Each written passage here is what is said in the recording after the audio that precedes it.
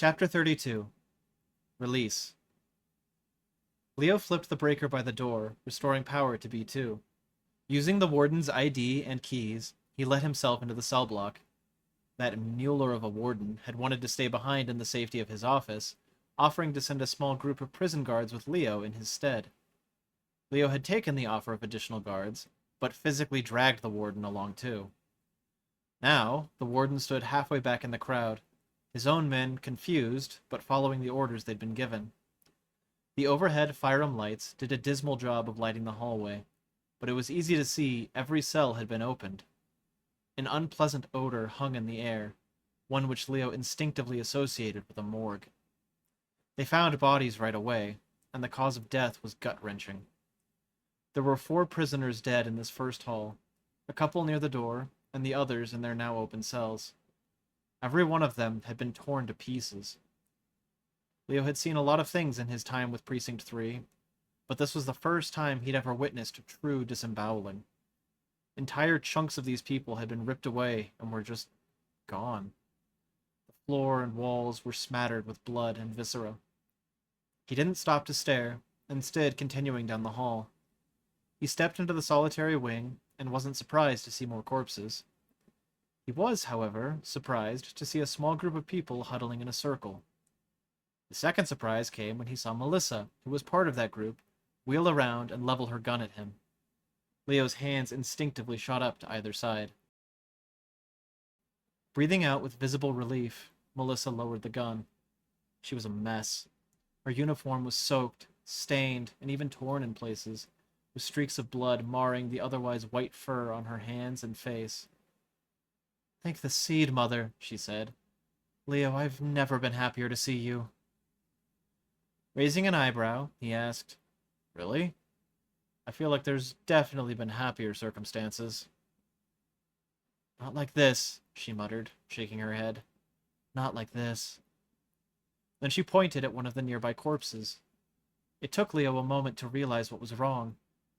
At a passing glance, it looked like some of the prisoners, but it was stretched out, almost emaciated. Parts of its body had continued to grow even when the main body had stopped.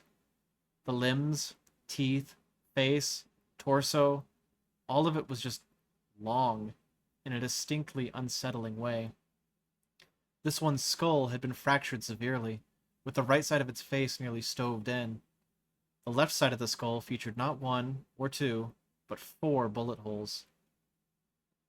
"Seed Mother," Leo whispered. "Did you have to do that?" Melissa nodded. "There was no reasoning with these things." As Leo looked around, he spotted 3 more corpses like this one, each one competing to be more grotesque than the last. One was even missing its head, though based on the blood smear and the dented steel door beside the body, Leo could guess where the head had disappeared to. "Fanina, what happened down here?" Melissa narrowed her eyes at the warden hiding among his posse of guards. The entire group looked ready to lose their lunches, and Leo couldn't blame them. This was a first for him, too. Leaning in close, Melissa whispered, "Not here. We'll talk, but not around them. I don't trust them." Leo nodded. He didn't trust them either, especially finding his friend like this. Someone was growing desperate, and Leo had a few key suspects for who that might be. Any talking that happened here would find its way up the chain. There'd already been an attempt on Leo's life, and now Melissa's life. If the wrong word made it to the wrong people, one or both of them would end up dead. He turned to survey the other survivors, and was surprised again by what he saw. Tigra, the big tiger, and Rolf, the Nolfin Kit, both made sense. They'd been locked up down here. But Naira was here. The teacher had an uncanny knack for being at the wrong place at the right time. She'd saved Leo before, and based on the blood on her own clothing and the way she was currently tending to a third Nolf, it seemed likely she'd helped save this group too. This third Nolf was not someone Leo recognized. Judging by her edgy outfit and spiky hairdo, she was probably similar in age to Rolf. The last of the survivors was... Seed Mother. There was a Sneppered Kit down here. She wasn't looking at Leo, because she was currently working with Naira to examine the Nulf's arm, which looked to have been splinted. But that bright jacket, stained as it was by blood that neared on black, looked uncomfortably familiar. Then he caught a glimpse of the face, and it clicked. Reaching out, he caught Melissa by the shoulder and leaned in to hiss, "Why the Fanina is the daughter of Renetta Dolahan here?" Melissa looked at him in absolute bewilderment. Then she followed his gaze towards the girl. Apparently, he'd been loud enough for the girl to hear, because she looked up and met his eyes. She didn't look to be in a good mood to begin with, and when she saw him, her expression soured even more. It would seem she remembered him too. "I had no idea," Melissa said. "They were already here when I got here, and they came down with me. They got trapped with the rest of us, so they're safe to trust. They're caught up in everything, same as we are." Dross, this was a convoluted mess. At this point, Naira checked to see what had upset the kit, and distracted herself from whatever they were doing. She followed the girl's gaze to see Leo, and her expression darkened too. Leo knew he wasn't popular, but he had at least gotten the door unlocked. Unlike the kit, Naira composed herself quickly, and her face gave way to a polite smile and her small, typical bow of deferential greeting. With a sigh, Leo whispered, "You already get the transfer set up?" "I warned the warden it was coming," Melissa replied. "He wasn't happy, and he called someone to check about it. That's when he received permission to bring us down here for testing. So something tells me it didn't go through." "Let's just assume it did. I don't want to leave any of you here. We need witnesses, and those are dwindling fast. When I checked Naira's home, it had been ransacked, so I stopped at Forohana's house on the way here. I found her and 4 more dead, all shot with high-caliber firearm rounds. Someone's cleaning house." Her eyes widened. "Seed Mother," she whispered. "Leo, we're in some deep dross." "I know, but we're not alone, so let's make the most of it." He gestured towards the other survivors with his head. "If they're able, get them ready to go." She nodded grimly and turned to comply. After a single step, she stopped and turned back. A wry smirk took over her face. "You're getting pretty good at bossing people around, Chief. Power must be getting to your head." She said the last part with a wink, then hurried away before he could retort. His annoyance was brief, washed away by the simple joy that she was alive and okay, and even able to joke after whatever had happened down here. But details would have to wait until they were safely, well, anywhere else. So turning towards the warden, he announced with all the confidence he could muster, "We'll be invoking that transfer now." "He's small cut. Bleed has stopped. Tigre is fine now. Safe cure." Moira lowered the Curum crystal she'd been preparing to crack. Glancing at the tiger's exposed torso and limbs, it was difficult to believe he was fine. Trails of crimson wove together and intersected like his blood was a race of tiny red people who decided to leave the safety of his body and colonize the surface. Movement couldn't be pleasant. Even breathing had to hurt. She could hear the occasional hitch in his breath, confirming her suspicions, but his personal drumbeat soldiered on. He was clearly proud with how things had turned out. What was another couple dozen scars to add to the collection? So, she compromised. Naira's bag hung from her shoulder, and she put the last high-grade Curum crystal they had back in. They'd used most of them to treat her own gashes, Naira's shoulder, and Naomi's arm, and only had one strong one left. They did, however, have plenty of low-grade ones left over, so she used one of those on him instead. He sighed, but didn't protest. "Thank you, little Moira." The only reason she didn't immediately rebuff the name was that she'd heard him refer to Naira as Little Salatra earlier. In his case, everyone really was little, so she could let it slide. Healing people as they walked was what gave her the strength to pass all of the jail cells on the way back. By focusing only on the song of the person she was healing, She could shut out all the questions and taunts and jeers the prisoners bombarded them with. The others had surrounded her, so she was middle of the pack, like they were her personal squad of giant bodyguards. For once, it was nice to not see much beyond them. They returned to the area by the warden's office, and the detective and her boss went in to have a final chat with him and do some paperwork. The rest of them waited in the hallway beside it, under a watch of nearly a dozen guards. Not a one of them was looking at her. Most watched Tigra, and a few watched the Nulfs, but none of the guards even gave her a second glance. If she'd been in the mood to steal something, she probably could have without getting caught, but her general exhaustion outweighed her need to prove a point. She just descended into Fenina and back, and the adrenaline and stress was still fading. Tigra talked loudly with Naira, not caring if the guards overheard as he described in exaggerated and gory detail what had just happened downstairs. Rolf asked to use a bathroom, and 2 guards escorted him. That left Naomi, who had sat down on a small chair to rest her arm in her lap, and Moira, who was just standing around awkwardly. She didn't want to thank Naomi, but she knew she should. If she didn't do it now, it would have to happen in front of Rolf. Frankly, she was surprised Naomi hadn't volunteered to escort him to the bathroom too. So at least they had one boundary. It still took almost half a minute to talk herself into walking over, and then only when Naomi happened to make eye contact. A half smile was exchanged, which was enough to overcome Moira's hang-ups. With a sigh, Moira took a seat beside the uncharacteristically demure punk goddess. They sat beside each other in silence for a few long moments, until Moira asked, "How's the arm?" Naomi rotated it with a slight shrug. "Still aches like it got smashed, but I think you guys repaired the bulk of the fracture. Don't worry, I'm going to be gentle with it for a while." The splint probably wasn't necessary at this point, but she'd opted to leave it on.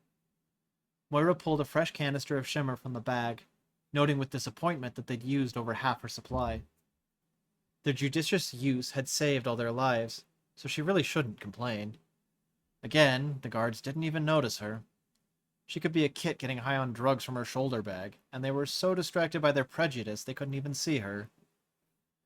Pulling out some low-grade Curum, Moira continued to work on Naomi's arm. The Nulf chuckled. "Really, Moira, it's gonna be fine. Just let me do this, okay?" "Suit yourself." Another silence fell, and it wasn't uncomfortable, except for Moira's conscience yelling at her for avoiding being a big girl. Forcing a swallow, she finally managed a quiet, "Thank you." Naomi laughed in surprise. "For what? Holding still?"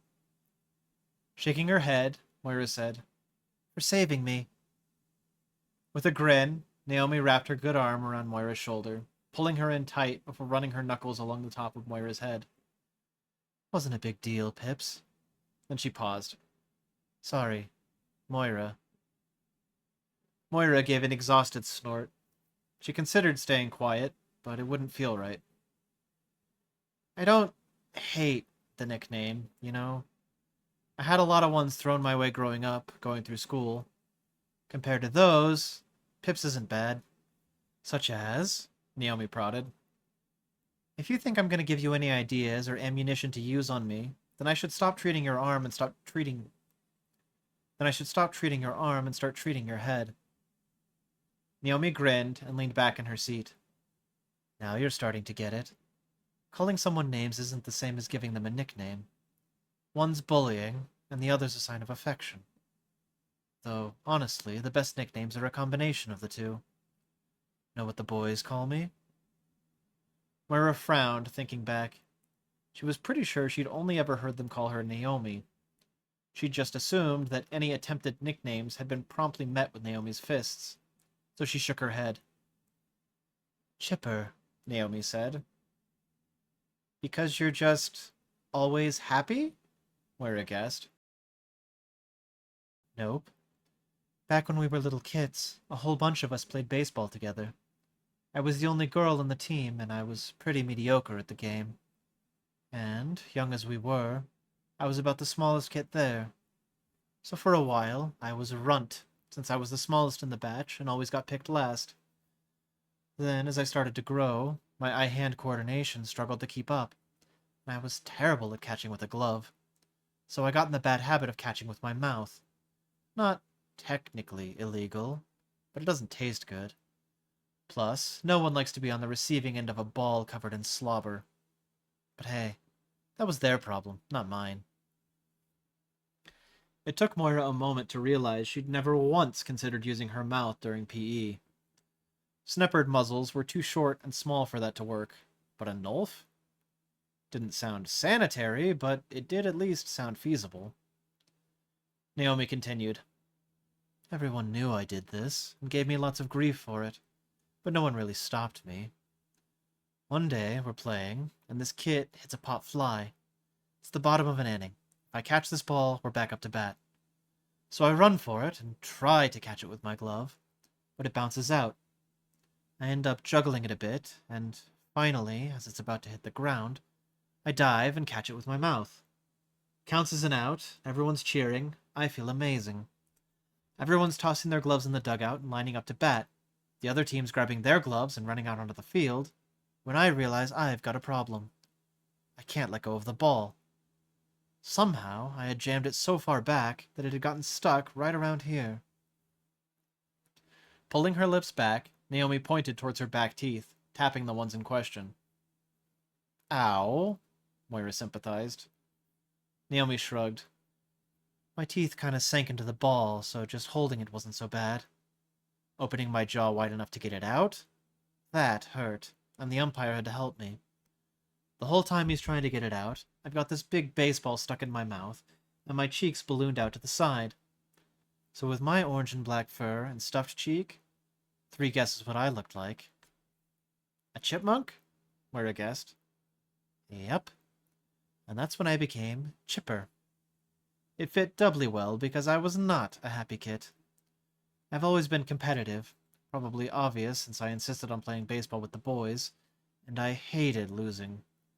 When I was bad at something, I worked to get better so I could prove everyone wrong. That year, Chipper was still picked last. Except on rare occasions when Ren got to be team captain, but I think he had a bit of a crush on me.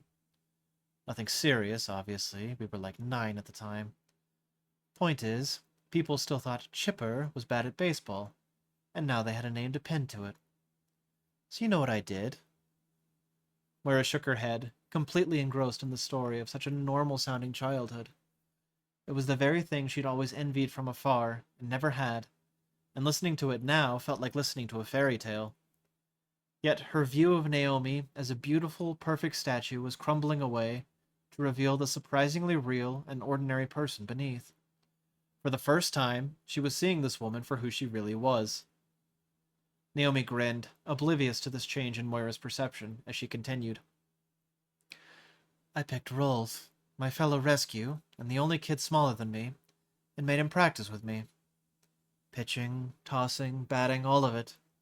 By the time the next summer rolled around, he and I had both improved significantly. And after my first Grand Slam, suddenly everyone wanted Chipper on their team. She laughed, shaking her head in embarrassment. Seed Mother, I was pissed. I thought for sure the name would die when I showed I was just as good or better at baseball than the boys. But it stuck around. Wasn't until teen years that it died, and even then only after I threw a few punches. Rolf backed me up, too. We'd both shot up a little above average at that point, especially Rolf. I think he's still growing even now. But that got the name to drop. Well, to my face, anyway. Moira nodded thoughtfully. So it did take a bit of violence to get it to die? Naomi grinned. Yeah, but after a year went by without it, I actually kind of missed it. Looking back, I can see the transition where it stopped being bullying and started being affectionate. Took all of us growing older, becoming closer friends, but... She shrugged. I will say, sometimes the only way to get a guy to listen is by pounding the words into his skull. So don't be afraid to get your hands a little dirty when you need to, Pips. Moira gave her a look. You telling me to punch you? I'm telling you that whatever your friends call you, it's up to you how to take it and what to do with it. So we're friends? Naomi laughed, squeezing Moira's shoulder again. Calling you Pips didn't give that away? How sheltered are you? Very, Moira muttered. Yeah, we're gonna have to fix that. Moira smirked. This was exactly the kind of friend her mother didn't want her to have, which just made her all the more perfect. The smirk softened as Moira remembered why she'd come over in the first place. Seriously, Naomi, thank you for coming after me when that thing dragged me away. Naomi shrugged. You'd have done the same. In fact, you did do the same. If you hadn't come running back with that firearm torch, the monster would have bitten my arm clean off. So I'd say that all things considered, we're pretty even. At least on that count. Great. So she was keeping score. What do I still owe you, then? You've got that backwards, Pips. You're not the one in debt, Naomi said, pointing towards where Rolf was returning with his escort. But you are the one in his seat. So if you're attached to sitting right now, you can either squeeze between us or sit on my lap. Moira turned a scowl at the grinning Nulf goddess of mischief beside her. This is the part where I hit my friend for being an idiot, right? Naomi shrugged. Anywhere but my arm. Thankfully, Moira was saved from any embarrassing decisions when Detective McKinley and District 3's newest police chief exited the warden's office. How the previous monolith of a police chief had ever been replaced with this guy, Moira had no idea. Still, despite her sour first impressions of him from back when she'd thought her mother was dead, his arrival here had turned the lights back on and unlocked the doors. That didn't make it any less frustrating to be indebted in any way to such a spineless, incompetent Mueller, though. Both officers looked grim, and while Detective McKinley offered an attempt at a reassuring smile, the chief clearly wasn't in a good mood. Time to go, he said, waving towards the door. Moira hopped from her chair, and despite her better judgment, blurted, Go where? What's been decided? The chief's shoulders rose and fell, an emotion complementing the weariness in his eyes. To our precinct in District 3. All of us? She asked. He nodded. She expected him to go on, but he didn't. He just thanked the warden in a flat tone and gestured at the door again like no explanation was needed. No. Screw that. She had a right to know what was going to happen. They all did. So what, then? She asked, taking a step forward. Taking us from one prison to throw us in another? The chief glanced around the room, then back at her. The traces of shimmer still in her system helped her pick up on the agitation in his breathing. Good. Let him be agitated. He could join the Bracken Club. Letting out his breath in a slow exhale, he said in a falsely courteous voice, We're transferring prisoners, and I'm going to need statements from everyone. She took another step forward, pointing an accusing finger at him. You went down there, saw what you saw, found us like you did, and you want statements? Moira. Naira's hand slid onto Moira's shoulder as she softly said her name. It wasn't as big as Sergei's, but in that moment it felt equally comforting. However, this man was clearly about to try to sweep things under the rug, and Moira was going to call him out on it, even if no one else did. You want your statements? She demanded. I got your statements. El scuzzy bracking slimeball warden over here locked us underground with a bunch of anima spawn that wanted to feast on our soft, squishy insides. She leveled her finger at the warden, who quite gratifyingly averted his gaze. Spittle flew as she continued. They didn't give a dross about who lived and died down there as part of their test. She felt Naira's fingers digging into her shoulder, though not painfully. Moira, she said in a low voice that was as cautious as it was scolding. And that's when Moira noticed. The demeanor of everyone in the room had changed when she mentioned a test. Guards were eyeing each other with looks of puzzlement and looking to the warden for guidance. The police chief's fingers disappeared into his palms as he marched towards her. Which is why, he emphasized, We're going to take statements in a neutral location where the truth can be encouraged without bias. Then he whispered, though his lips barely moved. The hint, Kit, please. All eyes were on her, Naira, and the chief.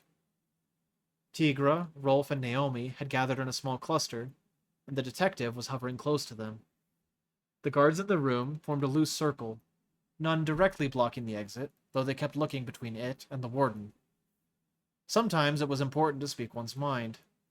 Sometimes it was important to know when to shut up. Suddenly, it seemed a very prudent time for the latter. Having opened her mouth already, failure to commit now might almost be more problematic. Adopting a scowl wasn't a challenge, since she was already upset. Fine, but we will have lawyers present. And witnesses. None of this is going to be hidden. She hoped it wasn't too much. There was a delicate balance she wanted to walk, of making sure everyone present knew they were complicit, while not letting on just how much someone of her privilege might actually be able to do about it. Because when her mother found out, yeah, she'd be mad at Moira for a bit, but she'd be far angrier at such blatant corruption. When Renetta Dolahan found out what happened here, Mr. Warden could kiss his job goodbye. That sentiment enabled her to give him a polite smile, though she flipped him off afterwards for the instant gratification. Then the guards ushered them out of the hall, through the lobby, and out into the parking lot. The sun had set already, and Fyram street lamps showed only 2 cars and 2 hoverbikes in the visitor parking. No sooner had they stepped outside than the chief pulled a small box from his shirt pocket and extracted a necral stick from it. Not missing a beat, both Naomi and Rolf piped up.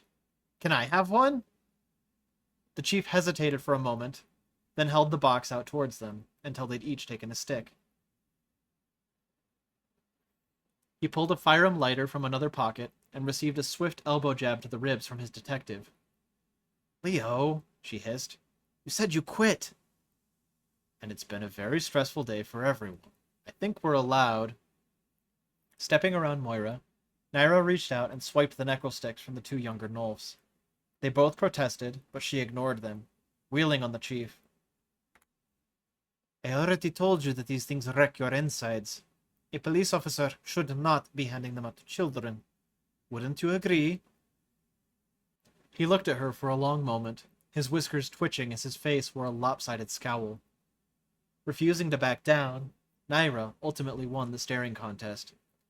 His gaze fell away, and he tucked his own stick back into his pocket without lighting it.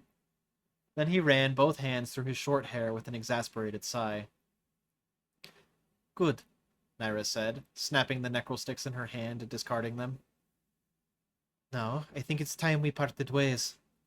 Rolf and Naomi, you take one of the bikes. Tigra, take Moira with you on the other, and she can get you where you need to go. I'll catch an evening bus and walk the rest of the way. Nearly everyone protested to these instructions, and almost all for different reasons. The only ones who didn't protest were Rolf and Naomi, who looked thrilled at the prospect of sharing a hoverbike. Moira doubted they would have any difficulty clinging to each other. It was simply a question of who sat where and which one would drive, but they were already hashing that out. The police chief took a step forward. I wasn't joking in there. We really do need to take your statements. I trust my detective, but one witness statement for something like this isn't going to be enough. And I am not letting my old friend anywhere near your police station, Naira said, stepping in between the 2 officers and Tigra. She looked like a child using their body to shield an adult, as the enormous tiger loomed behind her. Tigra shrugged. I warned you this happened, Chief. Chief Leo rubbed at his eyes with his palms. His voice escaped him in a tangle of frustration. For Ohana is dead, as is her family. That sapped much of the fight from the 2 Alchemancers. Even the 2 lovebirds stopped what they were doing to listen. The chief continued. We haven't had a chance to check on Arana, but Dravota and Varahina are both missing. Naira, I went to your home, and it's been turned upside down. Someone tried to have Tigra killed tonight, and I think you being here too was a happy accident for them. You're all in danger. We're all in danger. Because you and your friends know something or did something that someone is trying very hard to keep hidden. So I can't keep any of you safe unless you help me. Naira looked at the other Nulfs, at her friend, and at Moira with a pained expression that thinly veiled her mixed emotions. Re-establishing eye contact with the chief, she asked in a coldly polite tone, "Why should the police help people like us?" This earned her a wry smile from Chief Leo. "Because if we don't do the right thing, who will?" Something about his question seemed to settle into Naira, and she stared at him for a long while. After an agonizing period where Moira wished Shimmer actually enabled one to read minds, Naira finally spoke. "I will trust you, and any you trust. Is it a large number, or a small one?" The chief glanced over his shoulder at Detective McKinley, who mirrored his sardonic smile with an uncertain wave of her hand. "Honestly, small," he said. "Very small. We're still figuring out who among our own we can trust." "In that case," Naira said, "I suggest that rather than seek asylum at your precinct, we instead seek out a more neutral ground." He sighed, but nodded. "All things considered, that's probably a good idea. Did you have something in mind?" "I might," she replied, before turning to stare at Moira with a questioning gaze. Every one of the adults in the circle turned with her to look down at Moira. It was unnerving, and though every instinct made her want to shy away from so many tall eyes, sheer desire to stand tall enabled her to do so. These adults, bigger and older and supposedly wiser, all needed her help. The more she drank that in, the sweeter it tasted. So she indulged in her theatrical side, one she owed completely to her mother. Rolling her eyes in a wide arc, she fought to suppress her smile of satisfaction at this new feeling of power and even equality. "My mother does like keeping the guest bedrooms ready and available, and while they're no doubt all booked up due to my mother's undying popularity, I suppose we can probably spare a few." Her sarcasm was lost on a group like this, as only Naira actually knew what her mother was like. There would be plenty of free beds back home. Choosing a more sincere tack, she could suppress the smile no longer. "You know, it's been years since I last hosted a slumber party."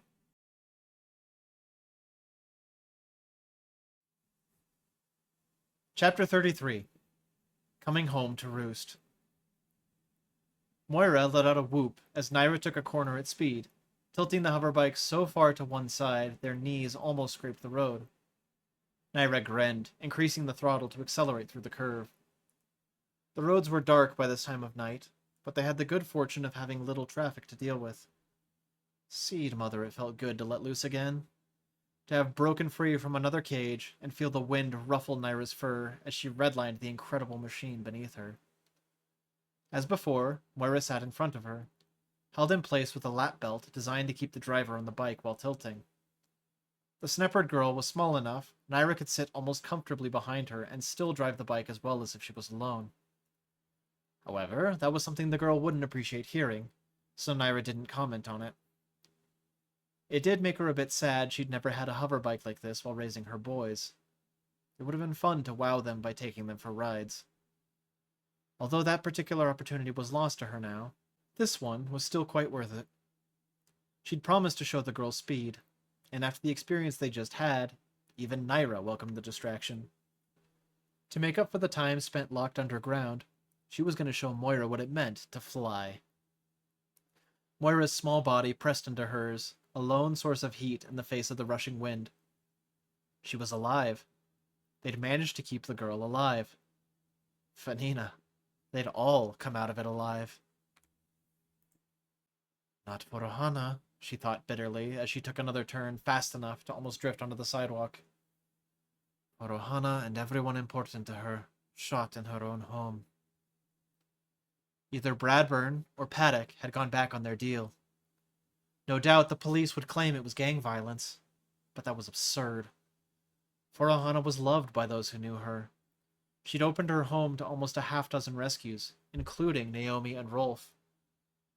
Along those lines, if they hadn't tried to break Rolf out of prison tonight, he'd be dead too. But 2 officers knew their story. More importantly, they believed it. All that remained was to regroup at the Dolahan estate, share what they knew, and plan an assault. The officers would probably call it an arrest, make it more palatable, but Naira wasn't letting Bradburn or Paddock walk away. Not with everything she'd been through. Not with the trail of bodies in their wake. And, she admitted, in her own. The heavy thoughts lifted away as she saw her goal, a decommissioned bridge parallel to the District 5 racing route. Back in her racing days, she'd always detoured for it. It usually cost her a few seconds during a race, but the unique sensation and thrill it provided was unmatched. Both riders had taken Shimmer before leaving the parking lot, and Naira still felt in her system about half of what she'd started with. Now she tapped Moira's knee. I need an Electrum crystal, and you need an Aurum crystal. Naira slowed her speed to make it easier, and Moira found them quickly. See the gap on the left ahead? Near the apex of the bridge. There's a missing guardrail there. Once we're through it, count to 10 and crack that Aurum. We're jumping off a bridge?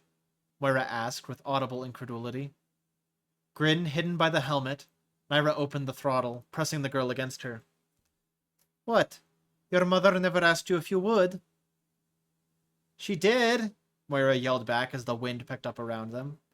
But I never had friends to jump off with. Ones I wanted to push, sure, but not to jump with.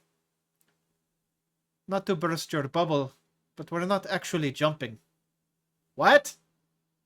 Yeah, we're flying. Zooming up the curve of the bridge, Naira pivoted, swinging the hoverbike wide as she pointed their nose at the gap. They rocketed towards it, and she let go of the handlebars with one hand to smash the electrum crystal against the side of the bike. Latching onto the reaction, she directed the extra energy through the bike and down into the repulsors. They flared, launching the hoverbike several feet higher as they sailed off the side of the bridge. The view was as spectacular as Naira remembered. The bridge itself was originally installed to cross over one of the main waterways connecting this district to the ponds. As such, the waterway beneath them was lined with small residences on either side. All the short roofs beneath the pair of hoverbike riders enabled them to see for quite a few blocks. The moon, peeking through the glass of the bulb, was reflected in the water below. Gravity continued to work on them until they started to fall, arcing them back towards the ground as they maintained their forward momentum. There was a section of road up ahead, the primary bridge, much lower and more easily accessible than the one behind them. Only judicious use of Aurum could help a driver cross the gap successfully. That was a lesson painfully learned when she was about Moira's age, and she'd never managed to fish that particular bike back out of the canal. The 10 count had passed. Moira, the Aurum. The girl beneath her stirred. Sorry. She cracked the crystal right away, and Naira latched onto the wind energy, giving them the final boost needed to land on the road instead of in the water. The hoverbike tilted as Naira swung to the side to redirect their momentum, taking off again at a right angle to the way they'd landed. You all good? She asked. Her passenger nodded, calling back. That was a rush! The water was pretty, you could see traffic in the distance, and you could feel the hoverbike riding the winds. I don't know what you did with the Aurum, but it sounded beautiful. Can we do it again? Naira hesitated. They had given the address to the others before splitting off to have this joyride. Besides, the way Naira drove, she'd probably still beat the others back to the Dolahan estate anyway. Do we have the crystals for it? Moira rifled through the bag. Yeah! Then you better get them ready, Naira said as she leaned into the turn and headed back up the road. Naira was wrong. Everyone beat her to the Dolahan estate. 2 cars and a hoverbike waited at the sentry station by the gate. Sorry, Moira muttered as they approached. Why? Naira asked. Did you enjoy that? Yeah. Then don't apologize. A little waiting won't hurt them. Besides, I was having just as much fun, so I share just as much of the blame. Come on, let's let them in. She pulled the bike up to the sentry station and was unsurprised to see a different guard than when they'd left. They'd been gone for over 15 hours, so the guard had probably been changed out twice. He walked up to the glass, leaning down to speak through the gap at the bottom. We'll lock down for the night. No one in or out. Come back in the morning. I think you'll find that we have good reason to be here. Right, Miss Moira Dolahan? The guard blanched at the mention of her name, his new odor betraying his nervousness. Naira looked down to see Moira scrutinizing the guard. She gave the girl a friendly nudge. Going to give the man your ID so we can go in? Yeah, Moira said, as if the thought hadn't occurred to her. She produced her gate pass and handed it over, adding, It's the newest kind. You have to swipe it over there before we can use the sensor out here. The guard took it, looked at it for a few seconds, then nodded and followed her instructions. The moment his back was turned, Moira leaned back, accidentally bumping helmets with Naira. I made that up because I don't know that guy, she hissed in a low whisper.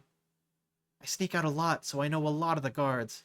I have never seen that guy before. Great. The guard came back and held out the pass, which Moira took, but didn't use on the sensor yet. Why the lockdown? She asked. We aren't scheduled for another drill for at least a month. Everything okay at the house? The guard's hands disappeared into his pockets. Someone called in a bomb threat, so they're sweeping the grounds just to be sure. Honestly, it's safer for you to stay out here. Well, genius, Moira said, pointing at the two police cruisers parked a short distance away. If there's an active bomb threat, why'd you stop the police that got sent to help with it? Nobody called the police, the guard said, a little too fast. Security's got everything under control. Clearly, Moira said, with a dryness that was lost on the man in the box. He still smelled quite nervous. Well, I'm safest with my bodyguard, so I'm going to stay by her side as we go inside, okay? The guard protested, but Naira gripped the edge of his window. You do not need to worry. I'm going to keep her safe from all threats. That shut him up, and Moira held her gate pass up to the sensor before he could change his mind. She waved the other vehicles through the now lifted gate, and then Naira followed after. She pulled up beside one of the cars and rapped her knuckles against the window. It lowered, and Detective... No, they'd called him Chief now. When had that promotion happened? Chief, Leo, regarded her with a raised eyebrow. They normally lock the place down? He asked. Naira shook her head. Not in my experience. He told us someone phoned in about a bomb threat. His eyes widened. A bomb? I thought you said this was going to be a neutral space. It's supposed to be, she insisted. But just stay alert. The night's not over yet. He sighed and nodded. Let everyone else know, and then I guess we'll just follow you. She did, and a few minutes later they pulled up to the house as a group. The yard was a mess of people scanning the grounds with electrum flashlights. There had to be several hundred security guards overturning every tiny rock and blade of grass. Someone jogged over as they approached. A younger Sneppard in a well-pressed Dolahan security uniform. They carried the scent of liberally applied deodorant and a little too much hair gel. The face, however, was unmistakable, so Naira didn't even need to see his name badge to know this was Bryce. The helmets came off as Naira powered down the hoverbike and helped Moira dismount. The pads of his feet backpedaled as he saw and clearly recognized Naira. His eyes darted from her to Moira and back. His nervousness was so pungent, even Moira could probably have picked it up, if she knew what she was smelling for. I'm here to help, Naira assured in a measured tone. They left their helmets on the hoverbike, and Naira took her bag back from Moira. Moira looked him up and down, seeming generally unimpressed with his demeanor. Cat got your tongue or something? Or are you going to tell us what's going on? He snapped to attention, clicking his ankles together and saluting Moira. She groaned low enough that only Naira caught it. Sorry, ma'am, he said. Someone phoned in a bomb threat and demanded money, so they've got us combing the grounds. Moira narrowed her eyes at him. You a new hire? I haven't seen you around before. His salute had dropped, but his stiff, upright posture remained. Factory security, ma'am. Got transferred today. We've crossed paths a few times before, Naira said, putting a hand on Moira's shoulder. He's not someone you have to worry about. No, ma'am, he agreed. His fear was abating, slowly. There weren't shortcuts for something like that. The others were exiting their vehicles now, and seeing that 2 of them were uniformed officers seemed to help Bryce's peace of mind. More help? He asked. Naira hesitated only a moment, which was enough for Moira to interject. They're with me. They'll be staying with us. Including the, He rubbed at his eyes as if they were deceiving him. The tiger? Moira asked. Yeah, he's a friend. Right. Of course, of course. Naira glanced around at the other guards wandering the property. None were close enough to really see their faces. A few looked their way, but seemed satisfied since Bryce was visibly following up on the newcomers. Still, she didn't see the one she was looking for. Where's your boss?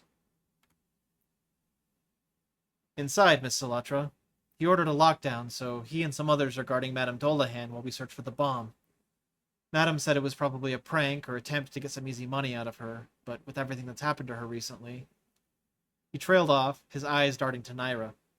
When she returned a raised eyebrow, he averted his gaze and cleared his throat. Head Marston wants to take every precaution we can.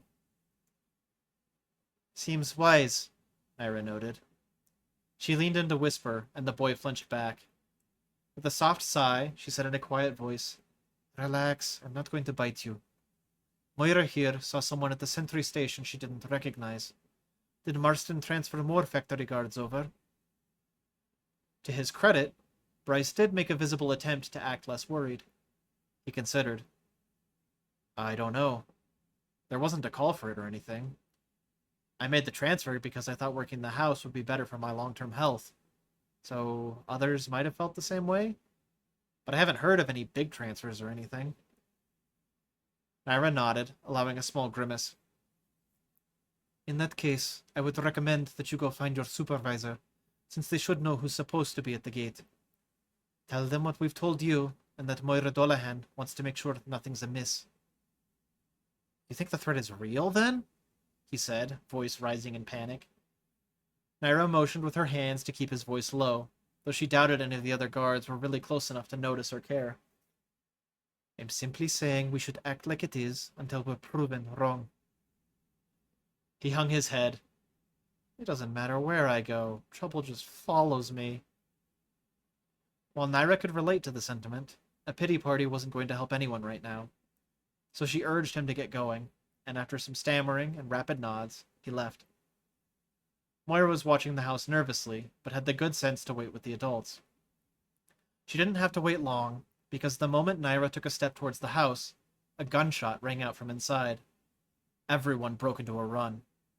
Moira swiped her ID over the sensor at the door, and the group filed inside with Naira in the lead. They listened for another gunshot, but none came. There were a few muffled pops, but they didn't sound like gunshots. An intimately familiar scent hung in the air, one that shouldn't be here, and Naira couldn't stop herself from following it. It led them up the stairs. Rolf and Naomi had caught it too, and they were right behind her as she ran down the corridor. The scent came from a closed door, Renetta's office. Pulling up beside the door, Naira distributed shimmer to anyone who wanted it before taking a couple doses herself. Most of them still had a few crystals left after the prison, but she held the bag open for anyone who needed to restock. Moira immediately grabbed for an electrum crystal, and Naira almost swatted her hand. She didn't, though, instead giving her a disapproving look, which Moira pointedly ignored. If the girl's mother was truly in danger, Naira wasn't going to deny her any tools that might help. Squaring up with the door, the police drew their own guns, and Leo gave her a grim nod. Naira gripped the handle and flung the door open. As it opened, Naira caught 4 distinct scents: sulfur, necrum, an old friend, and half a lifetime of memories. Memories of a warm, fuzzy bundle whose eyes didn't open for almost a week. Memories of pet frogs and favorite rocks. Memories of bus rides to the park in District 10 because District 11 didn't have its own baseball diamond. Memories of a striped shirt that she spent hours embroidering, only to have the stitching tear free when it shrunk after 5 trips through Gertrude the washer. Memories of keeping a ruler and a marker easily accessible, because the growth spurts were measured in inches per week rather than per month. Memories of eyes that lit up on seeing Fyram in action, and a mouth that questioned why she ever let anyone boss her around. Memories of visiting the nurse's office after a schoolyard fight where a broken jaw was exchanged for a notched ear. Memories of 2 inseparable partners whose interests slowly diverged as one took after mother and the other took after father. Memories of an empty bedroom the night 2 left the house and only 1 came home. Memories of repairing the holes in the attic walls only after the source of the holes had called her a Mueller and walked out for good. All she had anymore were memories and his scent. Naira stepped into the room. It was a mess. An Aurum burst had flung books, papers, folders, pens, and all manner of desk accessories in all directions. 5 guards lay around the room. 6 once she spotted Marston. Bits of shattered crystals littered the ground near them. At a glance, it was impossible for Naira to tell how many of the guards were still breathing. Renetta was seated in a chair that dwarfed her. A small, blood-soaked burlap bag hung from the hilt of a knife that was buried in her chest. Behind her chair, a large window framed 2 figures, both Nulfs. One was her old friend, Dravota. The other was Naira's own son, Tazael. Both had eyes vibrant with a prismatic glow. Both were surprised to see her. "What is the meaning of this?" Naira demanded. "Mom?" Tazael asked. The sound of his voice, a voice she hadn't heard in almost a year, nearly brought her to tears. "They said you wouldn't be here tonight." In his hands, he cradled a pair of crystals nearly as thick as his arm. They were taped together, one a deep orange and the other a pale tan. So the bomb threat was no mere threat. "Salatra," Dravota said, "in my last act as your friend, I suggest you run." "I'm sick of running! I want some answers!" Dravota sighed, his eyes drifting towards the sneppered woman slumped in her chair. Fanina, Renetta was still breathing.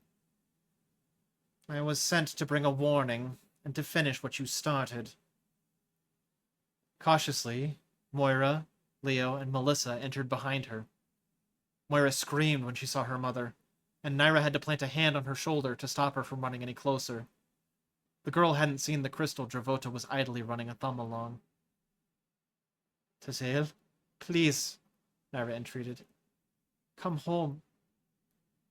His face was cold, and he tried to keep it impassive, but his mother knew him too well and could see the doubt in his expression.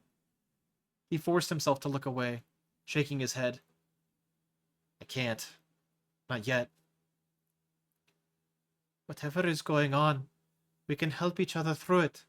We're all family," she said, looking between both friend and son. Dravota's lip curled into a snarl. "No, Salatra, I'm no family of yours. Not after what you've cost me." "Please," Naira entreated again. Grabbing the large crystal pairing from Tazael's arms, Dravota slammed them both against the desk with a horrifying crack. Then he simply laid the crystals on the desk. Turning to the large window behind them, he cracked the crystal in his hand, shattering the glass with a concentrated Aurum burst. He leapt through and disappeared into the darkness beyond. Tazael watched him go, then turned to look back at his mother. There was pain in his expression, but it was overwritten by a cold stubbornness. "I'm sorry," was all he said, before he leapt out after Dravota. Moira cried out and ran to her mother, heedless to the enormous crystals glowing on the desk. Naira latched onto the energy-seeking release. It was far more than she'd ever tried to contain, and it wouldn't listen to her. It was far more than she'd ever tried to contain, and it wouldn't listen to her for long. She had a few seconds at best. "Tigra, get it outside!" Naira yelled. "We have to redirect it!" The tiger charged into the room, both Nolfs following after. Both officers watched wide-eyed as Tigra scooped up the crystals and threw them like a javelin out the window. She and the other Nolfs ran up beside him, and she felt the combined efforts to redirect the absurd amounts of Fyrum and Aurum energy anywhere but at the house. Then it exploded in an enormous fireball. The shockwave flung them all backwards, and Naira collided first with the ceiling, then the wall, and finally the floor. Her shoulder, already sore from being teethed earlier tonight, hung at an awkward angle, and even the slightest movement sent ripples of pain that made her gasp. Sulfur and smoke hung in the acrid air. As she glanced up, she saw that nearly the entire outer wall had been blown inwards. Chunks of debris decorated the wall like a child left alone in a room with a dish of thumbtacks. A tree outside the office had caught fire to its upper branches, but the house had been spared from any flame. Coughing against the unpleasant fumes wafting through the gaping hole, she pushed herself to her knees before staggering to her feet. Others in the room were similarly picking themselves up. Chief Leo was pulling a chunk of drywall off of Detective McKinley. Naomi was looking over Rolf, who had blood running through the fur above his eyes. Tigra used the wall to hobble to his feet, and a shaft of wood nearly the size of a broomstick protruded from the side of his calf.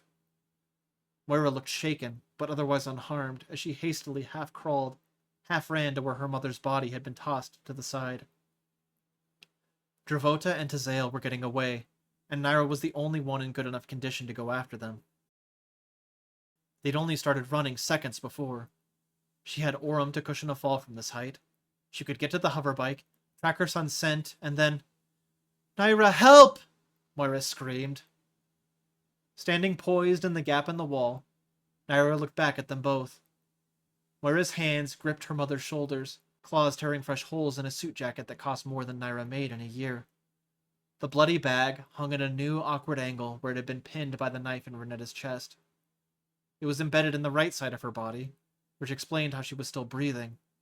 But she wouldn't be for long, and the longer Naira hesitated, the faster her son's trail would go stale. "Give her the curum we've got and call an ambulance. You've got a natural talent for healing that I don't." Naira didn't tell her that she doubted an ambulance could get here in time. "There's only one good crystal in the bag," Moira said through tears. "We used the rest already." Naira checked inside her bag and saw that the girl was right. Unless Moira could work a miracle with it, Renetta would be dead in a few minutes. Madame Dolahan was a lost cause. Logically, the only sensible thing to do was ease her pain while Naira chased down her killers. But saying that aloud would destroy any relationship she had with Moira. The girl was too emotionally distraught to understand the bigger picture. This was an opportunity. By following her son, Naira could trace this back to whoever had blackmailed her in the first place. "I'm here because you failed," Dravota had said. "I'm here to finish what you started." That had to mean Dravota, and likely Tazael, were working for whoever still had Elaine. So by following Tazael, she could get her family back. In the corner, Leo was checking Melissa's pulse. Naomi was ripping her own shirt to wrap Rolf's forehead. Tigra gingerly touched the shard sticking out of his leg, finger recoiling as he let out an involuntary growl. And Moira, young, honest, trusting Moira, crouched over her mother's body, her eyes red and pleading. "If I don't go, we lose them," Naira said softly. Moira glared at her through her tears. "If you go, I lose you both!" Fanina. It shouldn't even be a choice. Renetta had defied death once already. Logic said it couldn't happen a second time. Logic said that her son was getting away, and if Naira didn't go now, she'd lose him again. She stood there, one foot gripping the edge. Her family needed her. Solatra was ready to give chase. Her muscles tensed, ready for launch. One thing kept her from leaping. Moira's steady gaze. Her eyes held an accusation, a challenge, and a plea. It wasn't logic spurring Salatra on to abandon all and chase her son. It was fear. Fear that she'd finally seen him alive for the last time. Since when did Salatra let fear control her? Naira could be afraid, but that was a luxury Salatra couldn't afford. She was right about one thing. The world didn't need Naira the desperate mother right now. It needed Salatra, the Alchemancer. Stepping back from the hole in the wall, she made her choice. Hurrying to Moira's side, she produced the last of the major Curum crystals and held it out. When I pull out the knife, she's going to bleed badly, so you're going to stop it. Moira's eyes widened, and she shook her head. Naira, I don't know.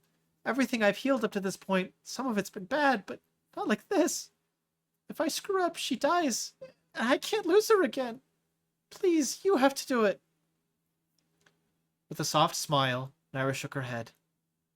I could heal the outside, but I'm not good at visualizing someone else's insides. She'd bleed out internally if I tried. Moira, the way you heal is comprehensive, thorough. That's what she needs right now. And it's what you're going to do. Because you can do it. Gently, she pressed the crystal into Moira's hand, enclosing the girl's fingers with her own. Moira stared down at it, and Naira watched the panic in the girl's face make way for resolve. The pride Naira felt in that moment helped beat back the growing fear that she'd made the wrong choice. Ready? She asked, her hand poised over the hilt of the knife. After a few shaky breaths, Moira nodded. Do it. In one smooth motion, Naira pulled the knife free.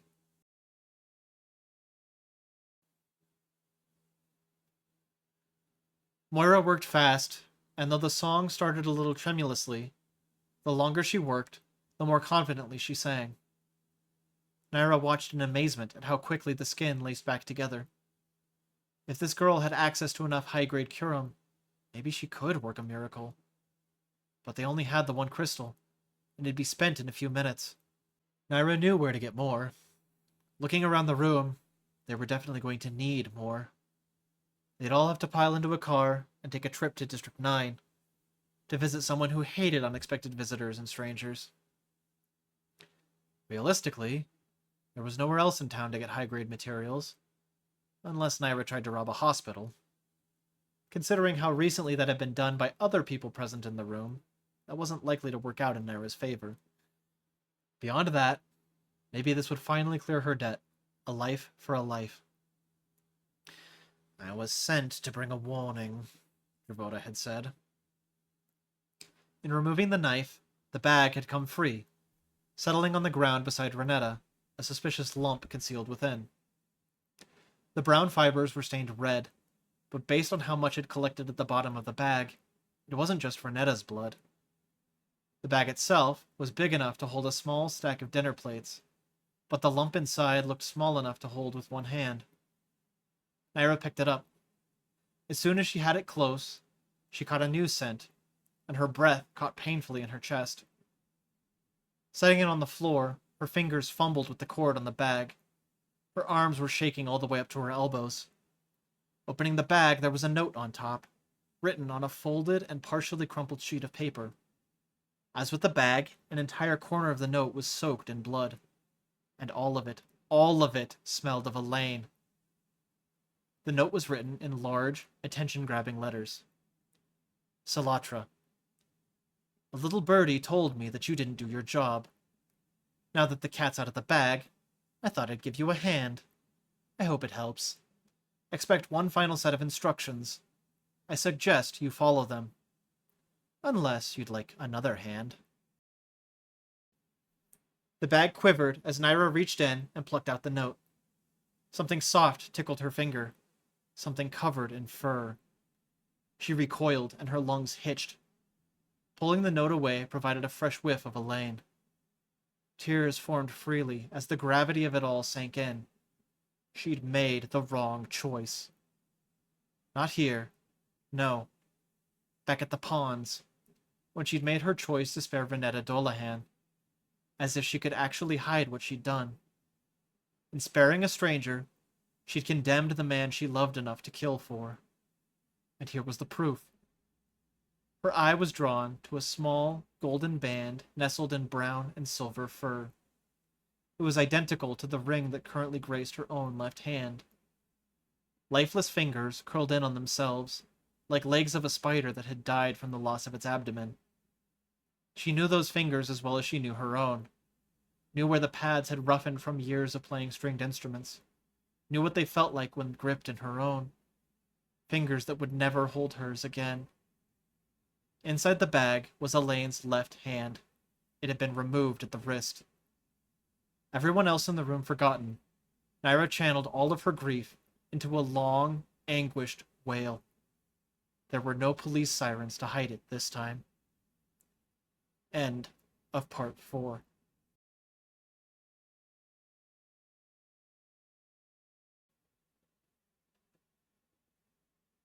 Intermission.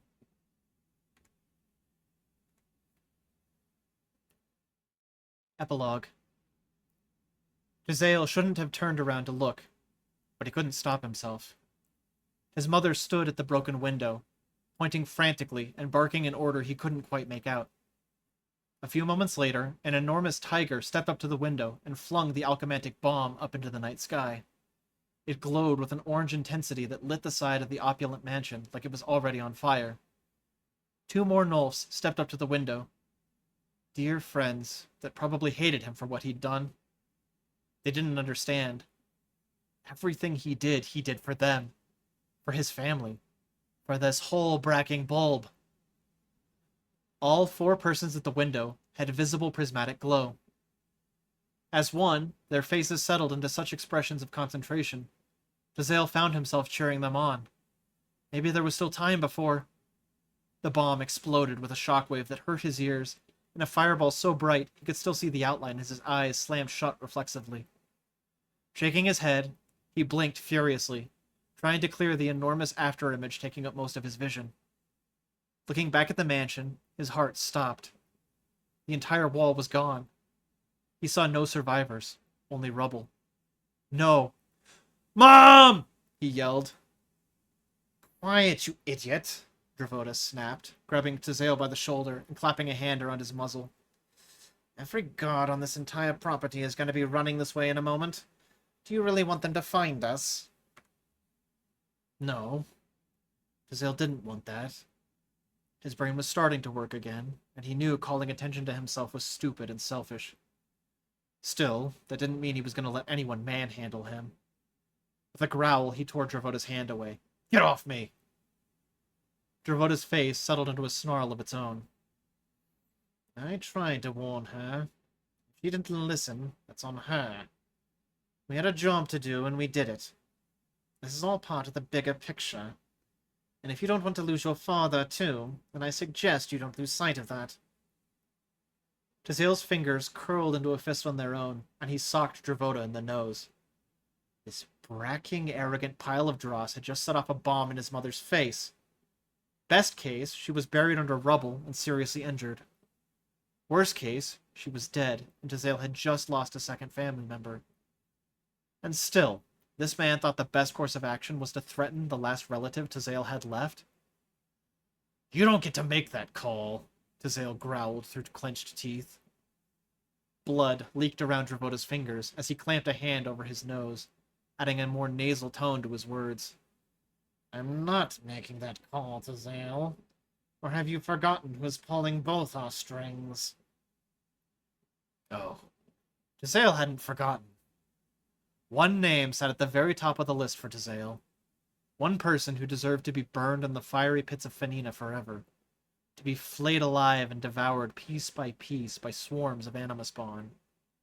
Walter Brecking Bradburn.